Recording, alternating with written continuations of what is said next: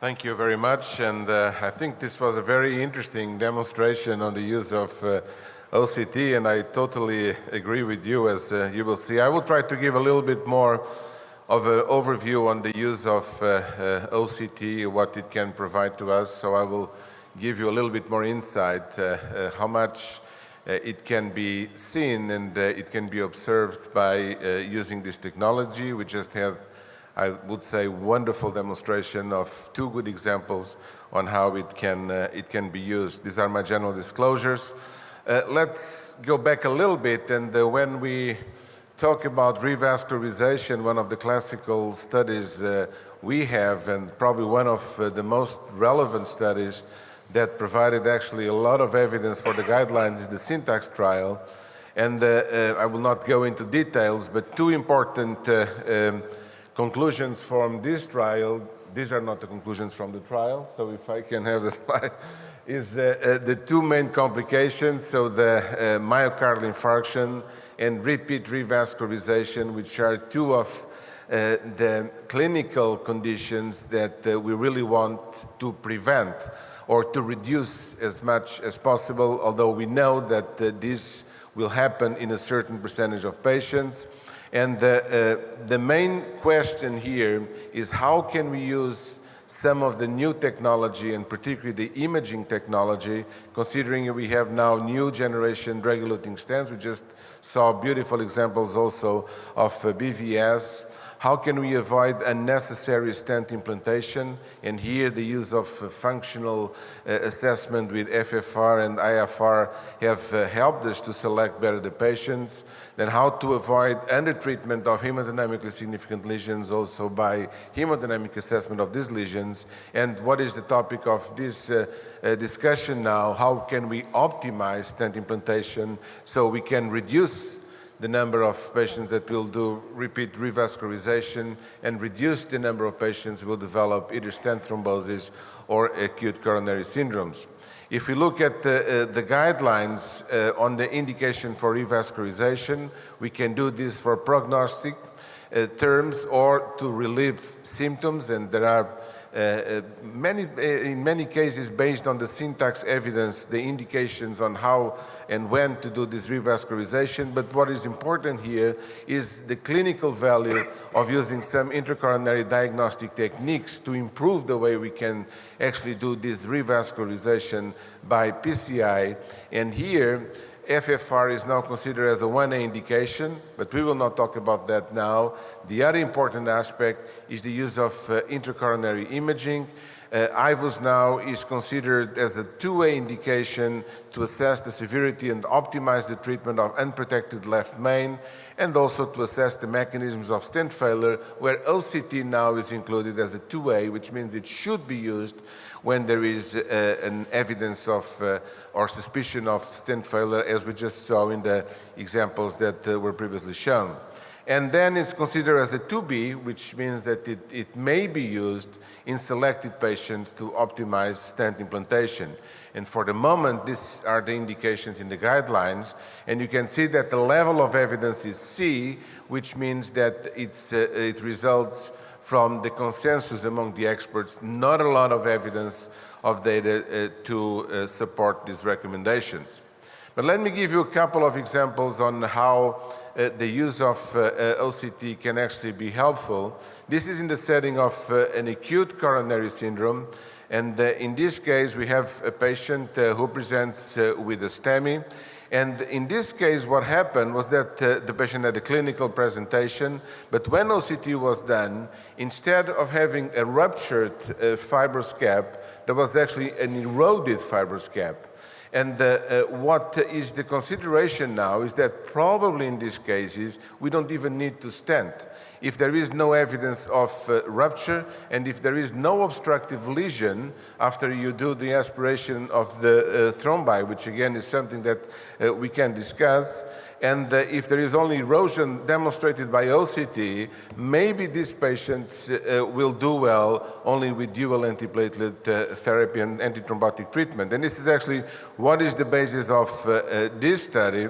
And what they did here, they used also CT angio, and they divided the patient in two groups.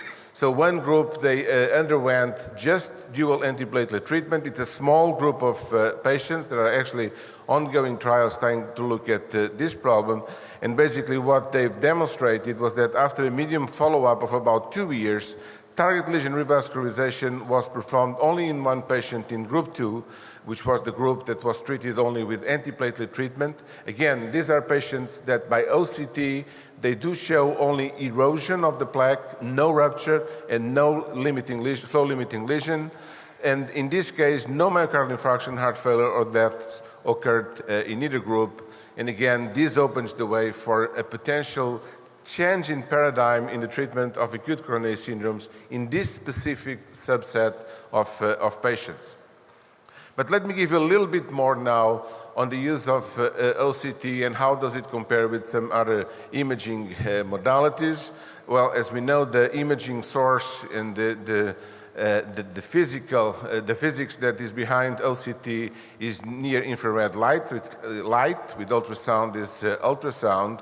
And one of the main differences, which is actually one of the main reasons why OCT can provide such important information, is about resolution.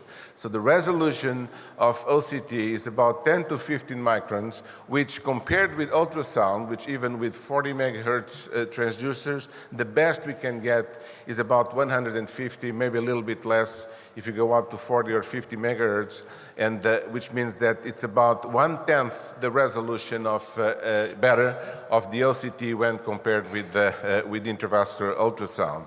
Angioscopy is not so much used nowadays.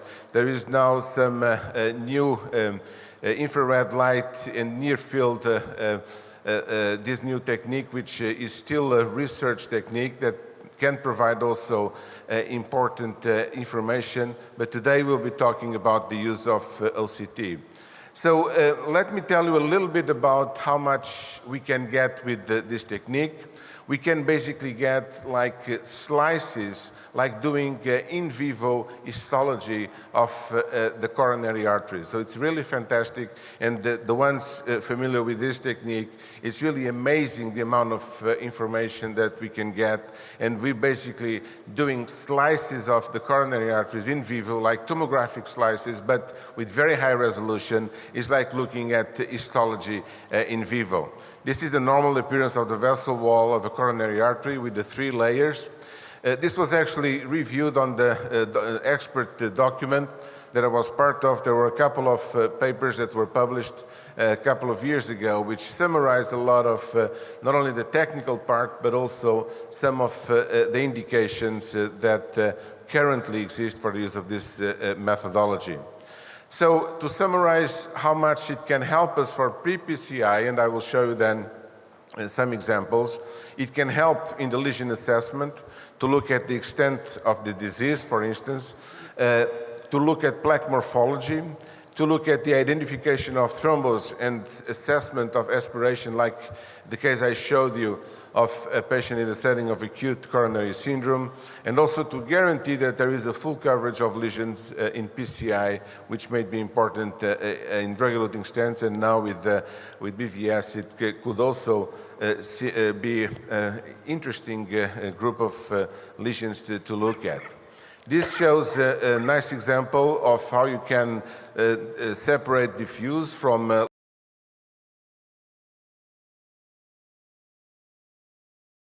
and again, when you compare with the histology, with pathology, you can nicely demonstrate the different types of plaque composition, from diffusely fibrotic to a lipid pool, to a calcific component and thrombi, which can be nicely shown also on these different images. The most common type of plaques, fibrotic, calcified, or lipid, which by this technique, because of the very high resolution, can be demonstrated. This is a nice example of a lipid pool, and here you have actually a very nice example of a plaque rupture, which can be demonstrated by this technology, again, because of the very high resolution of the method. This is an example on the right coronary artery of a lipid pool here, with a very thin fibrous cap, and then you can also demonstrate the presence of thrombus. It can show plaque hemorrhage. and these are animal studies where you can see nicely here the correlation with pathology. And here you can actually see a cluster of foam cells which are located in the fibrous cap, and there is a band with very high reflectivity. It can demonstrate new vascularization in the adventitia, which you can nicely see here, and also demonstrate the type of lesion that you can observe, like in this example of a diffuse stable lesion in the right coronary artery, where you can do basically the whole tracking of the lesion along the vessel. It can show also and demonstrate culprit non-significant lesion. Here you can see nicely an example of a dissection of a thrombus and of a lipid tool in the same vessel. Or it can show loose versus dense fibrotic tissue, and again, because of the very high resolution, this is what the kind of images that can be provided by this method. Now, post-PCI, and we've seen the examples, the main aspects where OCT can help to optimize PCI, on one hand, on the identification of dissections and intimal tears, to assess the result of rod ablation, for instance, when there is heavy calcification of PCI, and also when you have to do post-dilatation and you have some questioning, to assess stent expansion or under-expansion, as we've seen, assess stent strut apposition or malapposition, which may be very relevant in some examples, and we've seen already some today, stent strut distribution at side branches and bifurcations, and then the visualization of absorption and remodeling in the new era of the bioresorbable strands. Let me just give you a few examples. This to look at strut apposition, and this is very important because it shows if there is a good, perfect apposition of the struts, and they can be seen, look at here, they can be seen very nicely, and you see this brightness inner surface reflection and the shadowing behind, and you can exactly locate both for bare metal stents and for drug-eluting stents the exact location and how well opposed they are on the coronary vessel. And here it shows nicely the distribution on one hand of the struts, and then the shadowing behind the struts and its exact location regarding the intima. This is an example of a malapposition, and you can detect this very nicely. As you can see here, look at the distance between the strut and the vessel, so there is a clear gap here, which shows it's very easy to see this level of malapposition as we saw in the previous example. Here we can see the result of, after some time, of covered struts. And again, it's very nice to demonstrate how the covering of these struts is being done.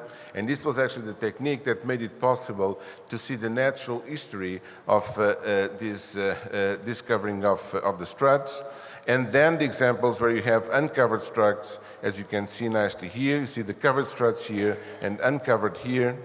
And then also to demonstrate the presence of stent thrombosis, as is the example that you have here, which is very nice examples on stent thrombosis. So I would say that currently the use of OCT can be very useful. I totally agree with the previous colleague. It's not a widespread technique to use. We don't use it in every single patient, of course, but it can be useful in certain instances for diagnostic applications, to improve plaque characterization, to evaluate, in some cases, pre-intervention, to guide during the intervention, and particularly to monitor some of these procedures where we do have some questions, and particularly when we suspect that there was a problem with the procedure itself.